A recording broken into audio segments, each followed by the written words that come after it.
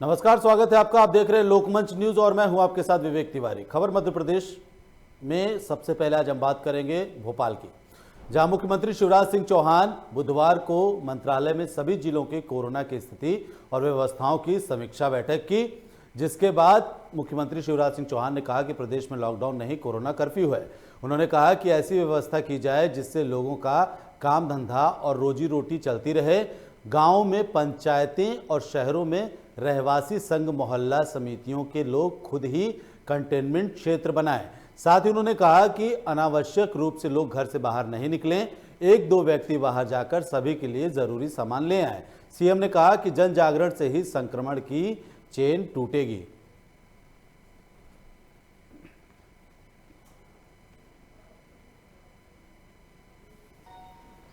आज विस्तार से मैंने अभी समीक्षा की है। मंत्री आज जिलों में दिन भर बात करेंगे।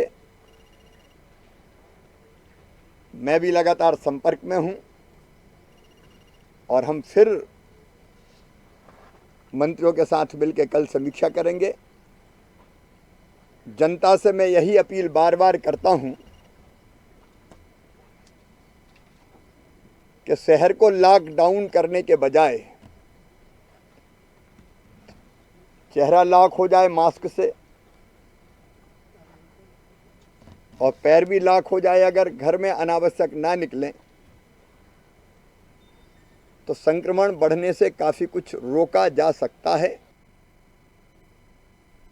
वहीं कोरोना संक्रमण लगातार बेकाबू होता जा रहा है। दूसरी तरफ अस्पतालों की लचर व्यवस्थाएं भी सामने आ रही हैं।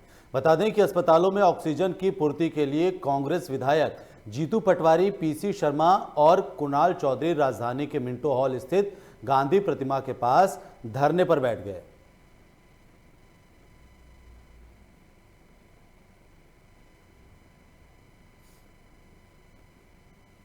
वहीं होशंगाबाद जिले की सिवनी मालवा तहसील में कोरोना के बढ़ते मामलों को देखते हुए 14 अप्रैल की सुबह 6 बजे से लेकर 22 अप्रैल की सुबह 6 बजे तक कोरोना कर्फ्यू लगाने का निर्णय प्रशासन ने ले लिया है। इस दौरान सभी इमरजेंसी और आवश्यक सेवाओं पर कोई प्रतिबंध नहीं होगा। इसके अलावा आपको बता दें कि इलाके में मंगलवार को कोरोना के 29 केस पॉजिटिव पाए गए थे, जिसके बाद जिले में कोरोना के बढ़ते मामलों को देखते हुए कोरोना कर्फ्यू लगाने का फैसला लिया गया है। कलेक्टर धनंजय सिंह ने कहा कि जिले में कोरोना संक्रमण को रोकने के लिए सभी आवश्यक कदम उठाए जा रहे हैं। आपदा प्रबंधन समिति की बैठक के दौरान चर्चा के बाद निर्णय लिया गया है कि 22 अप्रैल तक कर्फ्यू लगाया जाएगा।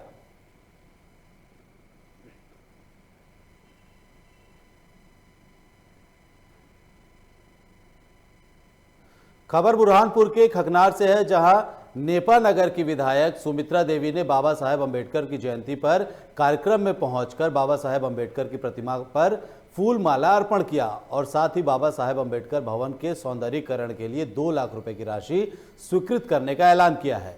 वहीं विधायक ने लोगों से कोरोना टीका लगाने की अपील भी की है।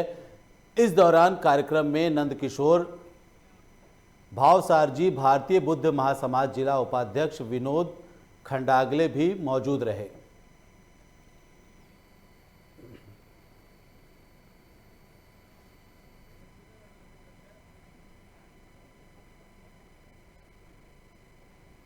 कोरोना महामारी ने लोगों का हाल बेहाल कर दिया है, तो वहीं कई अस्पतालों में मरीजों को रेमडेसिविर इंजेक्शन नहीं मिलने से लोग परेशान हैं।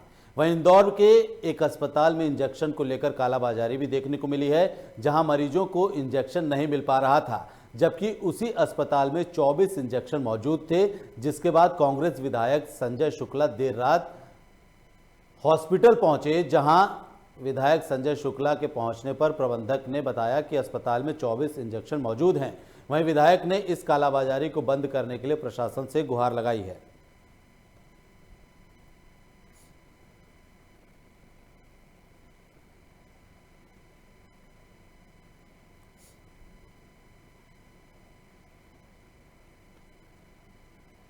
खबर अशोकनगर के चंदेरी से है, जहां लोगों ने भारत रत्न संविधान निर्माता डॉक्टर भीमराव अंबेडकर की 130वीं जयंती मनाई। वहीं इस कार्यक्रम के दौरान सरकार की कोरोना गाइडलाइन का पालन भी नहीं किया गया। वहीं दूसरी तरफ लगातार लोग कोविड गाइडलाइन के पालन करने की कोशिशें भी कर रहे थे। वहीं लोगों ने मास्क लगाकर बाबा साहब अंबेडकर की मूर्ति पर माल्यार्पण किया और उनके द्वारा दिए गए बलिदान को याद किया। तो आपको बता दें कि कार्यक्रम में कोविड गाइडलाइन के पालन करने की भी तस्वीरें दिखाई दी, तो वहीं कुछ जगहों पर सोशल डिस्टेंसिंग की जो पालना की जानी थी उसका संपूर्ण रूप से पालन नहीं किया गया।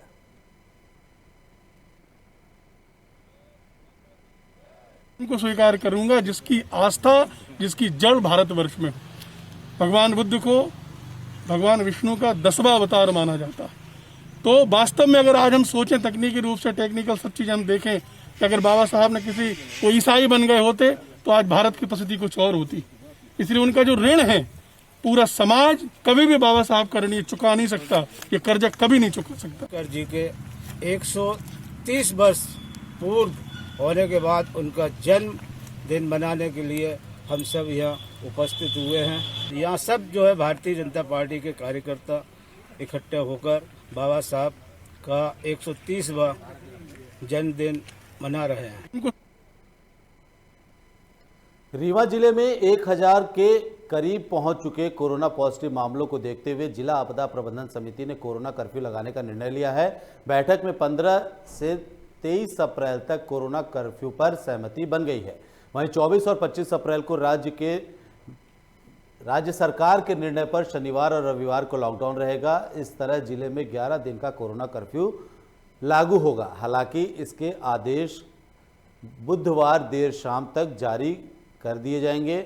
ये कोरोना कर्फ्यू बुधवार रात 10 बजे से 26 अप्रैल की सुबह 6 बजे तक लागू रहेगा। बैठक के बाद विधानसभा अध्यक्ष गिरीश गौतम ने बताया कि कोरोना के बढ़ते संक्रमण को देखते हुए बुधवार को कलेक्टर ने क्राइसिस मैनेजमेंट की बैठक बुलाई थी। इसमें सहमति से 11 दिन के कोरोना कर्फ्यू लगाने की बात सामने आई है। इसके साथ ही आपको बता दें कि लगातार बढ़ रहे पॉजिटिव केसों को देखते हुए लॉकडाउन का निर्णय जिला प्रशासन ने ले लिया है।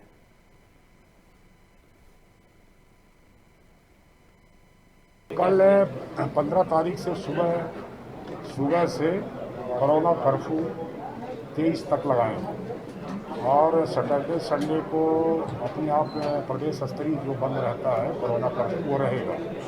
यहाँ पर जिला आपदा प्रबंधन समिति ने 23 तक का फैसला किया कोरोना कर्फ्यू। तो सारी व्यवस्थाएं की गई। उसमें कोरोना कर्फ्यू के भीतर गाइडलाइंस है, वो आपको मिल जाएगा क्या क्या हमने छूट दे के रखी है। ट्रेन से आने वालों को, पैसेंजर्स को आने वालों को तमाम दूध की सप्लाई का, ठेला की सप्लाई का, वो सारा का सारा व्यवस्था की गई है। वहीं छिंदवाड़ा जिले में इन दिनों कोरोना संक्रमण की बीमारी से आमजनों में दहशत का माहौल देखने को मिल रहा है, लेकिन बावजूद इसके जिला प्रशासन कोरोना वायरस से पीड़ित व्यक्तियों की कोई सुध नहीं ले रहा है।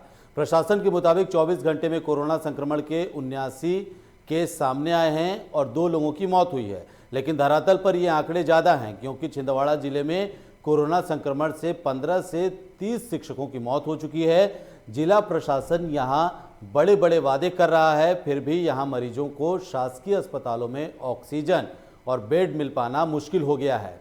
आप तो तस्वीरें देख सकते हैं किस तरह से पेशेंट ज़मीनों पर लेटे हुए हैं और ज़मीन पर लेटा करके ही उनका ट्रीटमेंट किया जा रहा है।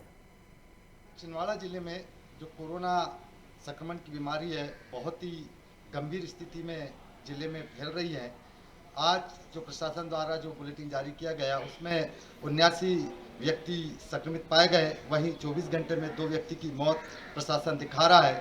15 दिन में छिंदवाड़ा जिले में 30 शिक्षकों की मौत कोरोना वायरस के कारण हुई है। जिला चिकित्सालय मात्र यहां अपनी औपचारिकता कर रहा है। कहीं भी प्रशासन मरीजों के हित में नहीं सोच रहा है। मैं छिंदवाड़ा से श्याम साहू के साथ कैमरामैन राजकुमार सोनी। देवास जिले के खाते गांव में कोरोना संक्रमित मरीजों की संख्या लगातार बढ़ती जा रही है, लेकिन दूसरी ओर लॉकडाउन हटाने की मांग को लेकर व्यापारी संघ सड़कों पर उतर आया है। व्यापारियों का कहना है कि लॉकडाउन की वजह से उनके व्यवसाय में लाखों का नुकसान हो रहा है, इसलिए लॉकडाउन हटाया जाए। इस दौरान एसडीएम संतोष तिवारी ने कहा कि देवास जिले सहित खाते गांव में कोरोना पॉजिटिव मरीजों की संख्या लगातार बढ़ती जा रही है। उन्होंने कहा कि जैसा कि सभी जानते हैं कि इस समय कोरोना वायरस की स्थिति भयावह हो रही है, इसलिए लॉकडाउन लगाने का फैसला किया गया है।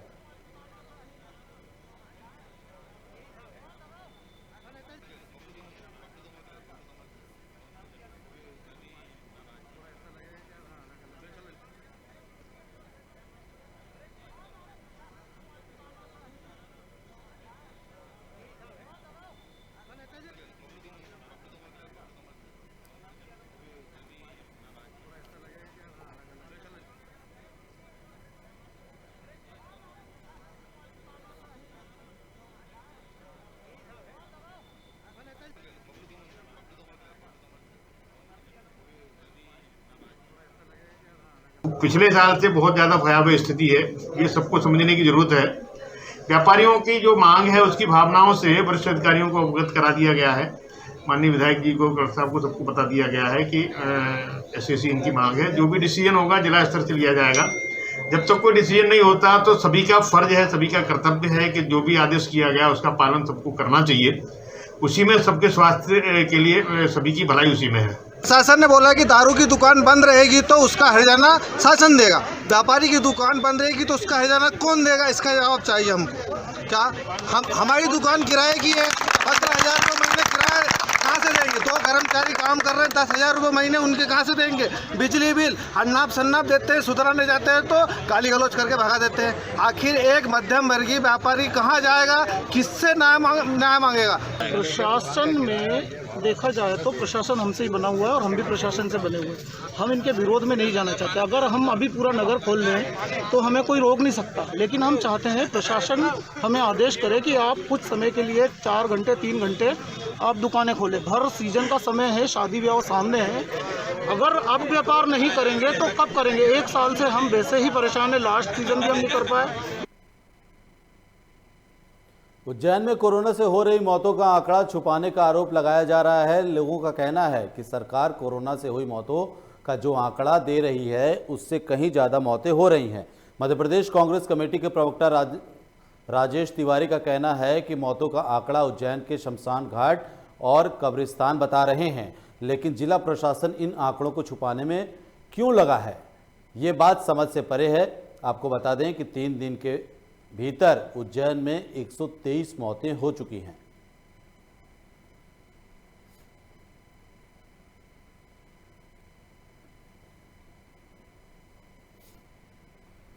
कहीं पर भी शासकीय आंकड़े शमशानों पर जल रही लाशों से मेच नहीं खाते हैं। उज्जैन में ही पिछले 2 दिनों में 84 से ज़्यादा लाशों को कोरोना संक्रमण प्रोटोकॉल के तहत जलाया गया। आज भी 20 से 30 लाशें कोरोना संक्रमण प्रोटोकॉल के तहत शमशान घाटों पर जलाई जा रही है। और ये आंकड़े तो केवल शमशान घाटों के हैं। कब्रिस्तानों के आंकड़े अगर जोड़े जाएं तो शायद और भी कहीं ज़्यादा होंगे। दमोह विधानसभा क्षेत्र में उपचुनाव का बिगुल बज चुका है, जिसको लेकर राजनीतिक पार्टियां भी अपने स्टार प्रचारकों को बुलाकर अपने प्रत्याशी के पक्ष में जनसभाएं करवा रही हैं। वहीं ज्योतिरादित्य सिंधिया ने लक्ष्मण कुटी में जनसभा को संबोधित करते हुए कमलनाथ दिग्विजय सिंह पर जमकर निशाना साधा है। सिंधिया ने कहा कि 15 महीने में एक मुख्यमंत्री प्रदेश नहीं चला रहा था, बल्कि जोड़ी नंबर 1 प्रदेश चला रही थी। कमलनाथ और दिग्विजय सिंह की जोड़ी को नंबर 1 बताते हुए सिंधिया ने दोनों पर प्रदेश को बर्बाद करने का तंज कसा। सिंधिया ने कहा कि मध्य प्रदेश में अगर कोई सबसे बड़ा धोखेबाज है तो वो कमलनाथ और दिग्विजय सिंह हैं। जिसके बाद सांसद केंद्रीय मंत्री प्रहलाद पटेल ने कहा कि किसी का भविष्य किसी के जीतने हारने से खत्म नहीं होता। अगर भविष्य खत्म होगा तो भारतीय जनता पार्टी के परिणाम से होगा। अगर भारतीय जनता पार्टी का परिणाम विपरीत जाएगा तो क्षेत्र का भी भविष्य खत्म हो जाएगा।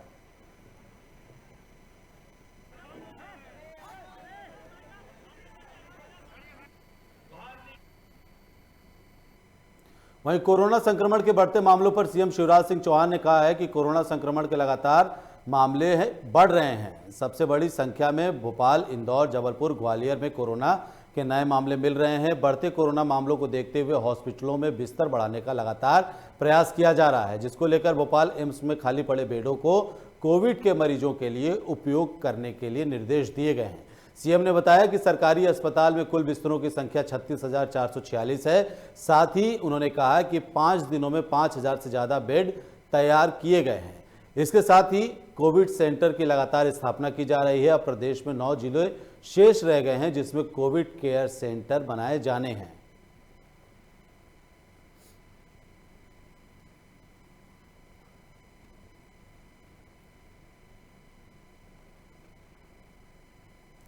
आदिवासी बाहुल्य झाबुआ जिले में ग्रामीण अस्पताल जाने के बजाय जड़ी बूटियों की माला पहन रहे हैं। बता दें कि इस इलाके में लोग बुखार होने पर माला पहनते हैं। इलाके में सिर्फ पहले इक्का दुक्का लोग ही माला पहने दिखाई देते थे, लेकिन कोरोना काल में इलाके में हर जगह माला बनाते हुए लोगों को देखा जा सकता है। लेकिन लोकमंच न्यूज़ ने पड़ताल की तो लोगों ने जो कहा वो सुनकर आप भी हैरान रह जाएंगे, क्योंकि लोगों का कहना है कि जड़ी बूटी की माला पहनने से कोरोना ठीक हो जाता है।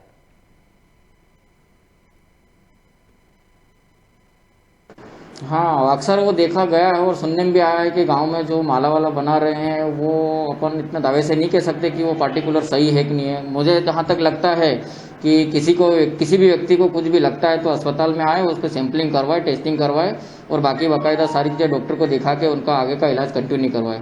जहाँ तक हमको नज़र में आ रहा है कि सर्दी खांसी बुखार के मरीज ज़्यादा निकल रहे अभी हैं, तो उनको आना चाहिए हॉस्पिटल में और प्रॉपरली इलाज लेना चाहिए। ये मोती जरा में भी काम आती, ओखाजी, नमूनिया और मुंह में छाले हो जाते, एकदम से उल्टी होती है, दस्त होती है, आंख में चक्कर घूमता। कोई बोलते कि इसको करोना हो गया, ये करोना नहीं मिले, ये तो चक्कर सब दूर करता है। ये मोती बाप जी की दवा है, करोना पे भी चलती है, चक्कर ने बक्कर ने सभी नवेड़ देती, इसको पीना पड़ता है। और जैसे बुखार वाले को माला बांधनी पड़ती है और जो करोना बोले उसको पिलानी पड़ती।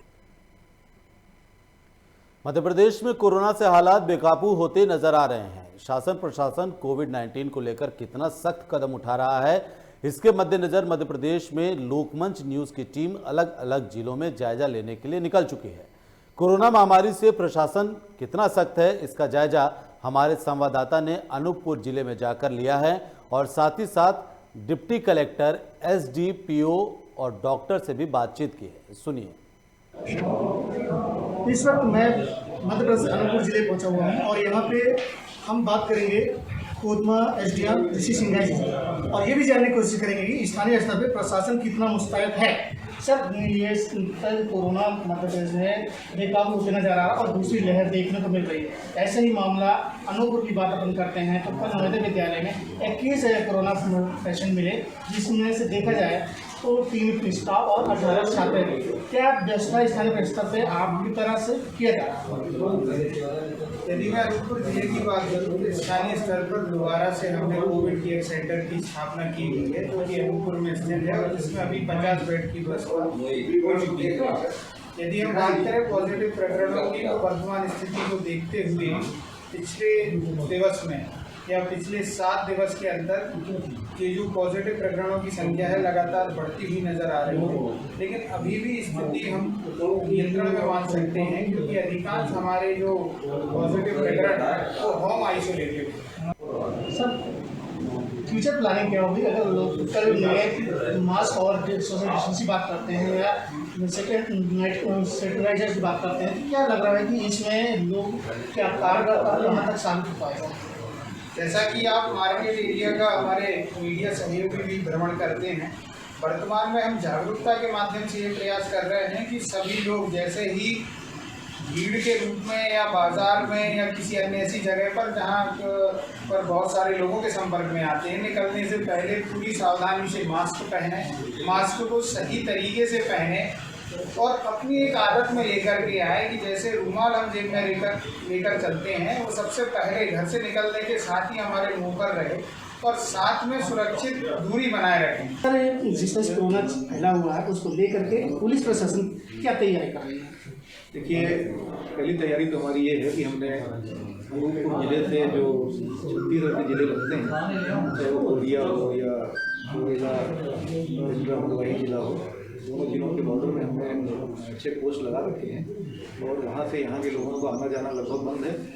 जो जरूरी काम से आ रहे हैं उनकी तो ये व्यवस्था की गई है। डॉक्टर साहब, यहाँ पे जिस तरह से मध्य प्रदेश में कोरोना को लेकर के काफ़ी ज़्यादा प्रकोप फैला हुआ है, मध्य प्रदेश में कोरोना की दूसरी लहर चल रही है, उसको लेकर के आपके क्षेत्र में, आपके हॉस्पिटल में किस तरह से लोगों को स्वास्थ्य विभाग की तरफ से स्वास्थ्य यानी जो सुविधाएँ मिलनी चाहिए वो क्या क्या दी जा रही हैं? हमारे सामुदायिक स्वास्थ्य केंद्र परासी में सारी सुविधाएं उपलब्ध हैं, है ना। जितने को भी पेशेंट आ रहे हैं उनको बराबर चेक किया जा रहा है, बराबर उनके थर्मल स्क्रीनिंग की जा रही है, टेम्परेचर चेक किया जा रहा है और अगर ज़रूरत पड़ने पे उनका टेस्ट करवाया जा रहा है। ठीक है, यहाँ सारी व्यवस्थाएं, आइसोलेशन वार्ड बना हुआ है, ऑक्सीजन की प्रॉपर व्यवस्था है हमारे यहाँ पर, और डॉक्टर्स यहाँ 24 घंटे रहते हैं। चलिए, हमारे साथ डॉक्टर राजेंद्र शर्मा जी थे, जिन्होंने जानकारी दी है कि आज जिस तरह से मध्य प्रदेश या पूरे हिंदुस्तान की बात कर लें, कोरोना फैला हुआ, उसको देखते हुए लोगों को जागरूक होने की ज़रूरत है, सोशल डिस्टेंसिंग रखने की ज़रूरत है, और साथ में मास्क लगा करके अपने। वहीं जांजगीर में कोरोना के मरीज बढ़ने के साथ ही एक बार फिर लॉकडाउन की वापसी हो गई है। प्रशासन के निर्देशों के अनुसार 23 अप्रैल तक जिले में पूर्ण लॉकडाउन लगाया गया है। आपको बता दें कि इससे पहले प्रशासन ने 25 सितंबर को जिले में लॉकडाउन लगाया था। वहीं 200 दिन बीत जाने के बाद भी स्थिति जस की तस बनी हुई है। प्रशासन ने लॉकडाउन लगाने के बाद लोगों से मास्क पहनने की अपील की है। वहीं कंटेनमेंट जोन से बाहर जाने वाले और आने वालों की अनुमति सिर्फ स्वास्थ्यगत आपातकालीन स्थिति में ही होगी, और जाहिर तौर पर जो भी कोविड नियमों का उल्लंघन करेगा उसके साथ प्रशासन जो है सख्ती से निपटते हुए नजर आ रही है। कंटेनमेंट जोन का अर्थ होता है कि कोई भी व्यक्ति न अंदर आ सकता है न बाहर जा सकता है। इसका अर्थ हुआ कि एक घर से दूसरे घर में भी आवाजाही प्रतिबंधित है, एक जगह से दूसरे जगह आवाजाही प्रतिबंधित है, किसी भी तरीके का मूवमेंट प्रतिबंधित है। जो इसमें छूट दी गई है वो छूट भी आदेश में उल्लिखित है, जैसे दूध के लिए, न्यूज़पेपर के लिए और एक्वेरियम के चारे वारे के लिए, पशु चारे के लिए टाइम फिक्स किया गया है। सुबह 5 बजे से 7 बजे फिक्स किया गया है। दूध के लिए शाम को भी। खबर राजधानी भोपाल से, जहां एक पुलिस की शर्मनाक करतूत सामने आई है। दरअसल छोला थाने में पदस्थ एक पुलिसकर्मी एक महिला के साथ अवैध संबंध बनाने का मामला जो है सामने आया है। आपको बता दें कि उस महिला के पति ने पुलिस के साथ महिला को संदिग्ध परिस्थितियों में पकड़ लिया, जिसके बाद लोगों ने पुलिसकर्मी की जमकर पिटाई कर दी। पिटाई का वीडियो सोशल मीडिया पर वायरल हो रहा है। घटना के बाद स्थानीय लोगों ने थाना प्रभारी को पुलिसकर्मी के खिलाफ ज्ञापन सौंपा और महिला के घर को सील करने की मांग की।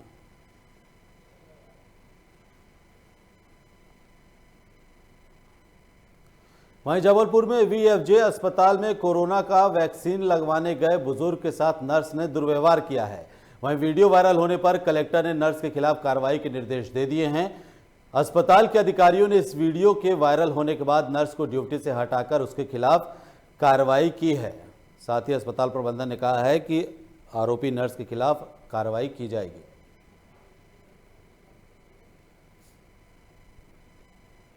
दतिया के सेवड़ा में डॉक्टर भीमराव अंबेडकर की 130वीं जयंती के उपलक्ष्य में सेवड़ा बस स्टैंड स्थित अंबेडकर पार्क दतिया एसडीएम पहुंचे और बाबा साहब की प्रतिमा पर माल्यार्पण कर आम जन को संबोधित किया। बता दें कि इस दौरान एसडीएम अनुराग निगवाल ने कहा कि कोविड-19 से लोगों को बचाने के लिए रोको टोको अभियान चलाया जा रहा है। उन्होंने ये भी कहा कि रोको टोको अभियान के तहत सेवड़ा में बिना मास्क के घूमने वालों के खिलाफ चालानी कार्रवाई की जाएगी।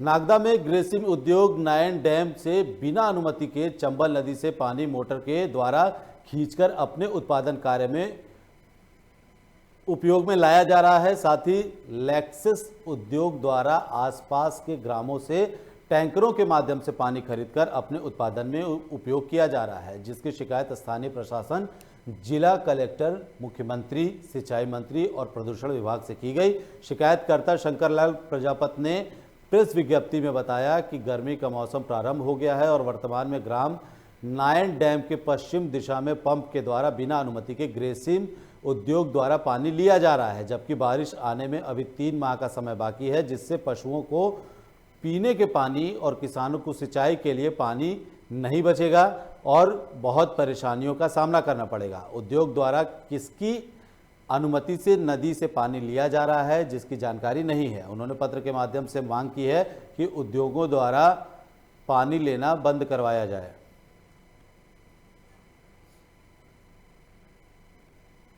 रीवा से दर्दनाक खबर सामने आई है, जहां शाहपुर थाना क्षेत्र के पहाड़ी गांव में एक महिला की थ्रेसर में फंस जाने के कारण मौत हो गई। मृतक महिला की पहचान सुनीता पटेल के तौर पर हुई है। मिली जानकारी के मुताबिक गेहूं की कटाई चल रही थी, तभी अचानक महिला थ्रेसर की जद में आ गई, जिसकी वजह से मौके पर ही महिला की मौत हो गई। घटना की सूचना पाकर मौके पर पहुंची पुलिस ने शव को कब्जे में लेकर पोस्टमार्टम के लिए भेज दिया है और आगे की कार्रवाई में जुट गई है। घटना घटी है और ठेसर चालू था तो गेहूं लगा रहे थे। गेहूं लगाते समय सापट में उसका कपड़ा फंस गया, उसी के साथ में वो लपेट करके अब पूरा सापट में उसको वो कर दिया। घटना घटी। वहीं सागर जिले के अल्प प्रवास पर आए प्रदेश के स्वास्थ्य मंत्री प्रभु राम चौधरी ने स्मार्ट सिटी कार्यालय के सभाकक्ष में कोविड संक्रमण और उपचार की व्यवस्थाओं की समीक्षा की। इस दौरान स्वास्थ्य मंत्री प्रभु राम चौधरी ने बुंदेलखंड मेडिकल कॉलेज में भ्रमण कर मरीजों का हालचाल भी जाना। स्वास्थ्य मंत्री ने आईसीयू के गेट पर वार्ड में भर्ती मरीजों से मोबाइल पर वीडियो कॉल बातचीत की। स्वास्थ्य मंत्री प्रभु राम चौधरी ने ऑक्सीजन, दवाइयों, इंजेक्शन पर्याप्त संख्या में उपलब्ध कराने के निर्देश दिए हैं। सागर में ऑक्सीजन की कमी को लेकर स्वास्थ्य मंत्री ने कहा कि सागर में ना ऑक्सीजन की कमी है, ना बेड्स की कमी है और ना ही इंजेक्शन की कमी है। सारी व्यवस्थाएं की जा रही है। आपके सागर में मैं तीसरी बार आया हूँ। 4 दिन पहले भी मैं सागर में था, आज भी मैं सागर में हूँ।